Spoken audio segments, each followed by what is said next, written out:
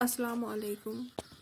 آج کی ویڈیو میں ہم مرزا اسد اللہ خان غالب کی غزل پڑھیں گے۔ غزل کا مطلب ہے: کوئی امید بر نہیں آتی، کوئی صورت نظر نہیں آتی۔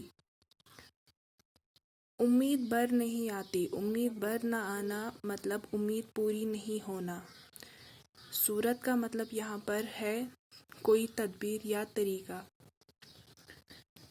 اس شعر میں شاعر کی مراد یہ ہے کہ میری کوئی بھی امید پوری نہیں ہو رہی ہے،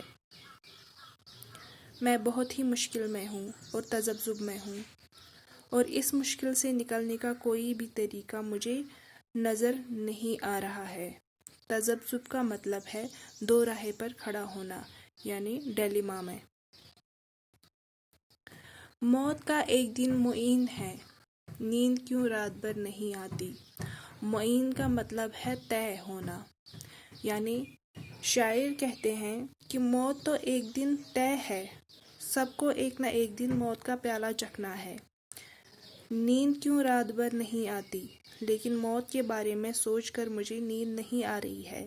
شاید میں نے گناہ زیادہ کیے ہیں، میں گنہگار ہوں، اس لیے میں موت کے بارے میں سوچ کر مجھے نیند نہیں آ رہی ہے۔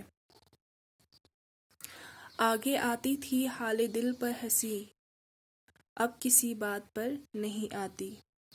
شاعر کہتے ہیں کہ پہلے مجھے اپنے دل کے حال پر ہنسی آتی تھی، مجھے اپنے دل کے اضطراب پر ہنسی آتی تھی، لیکن اب صورتحال یہ ہو گئی ہے کہ مجھے اب کسی بھی بات پر ہنسی نہیں آتی ہے، یعنی حالات ہی کچھ ایسے بن گئے ہیں، مجھے اب کسی بھی بات پر ہنسی نہیں آتی۔ ہے کچھ ایسی ہی بات جو چپ ہوں، ورنہ کیا بات کر نہیں آتی۔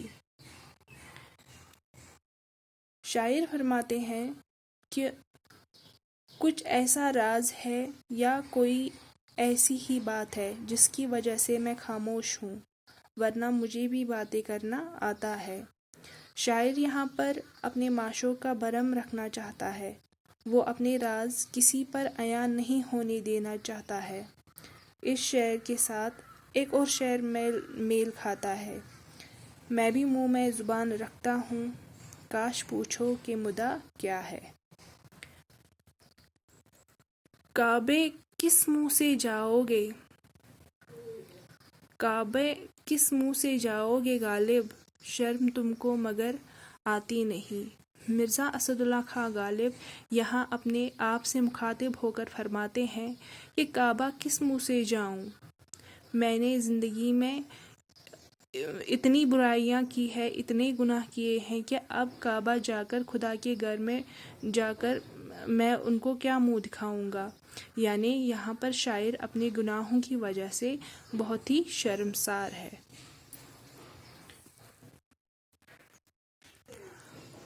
امید ہے آپ کو یہ غزل اب سمجھ میں آ گئی ہوگی۔ اگر آپ کو کہیں بھی کوئی دقت لگتی ہے، کوئی مشکل لگتی ہے تو آپ مجھ سے رابطہ کر سکتے ہو۔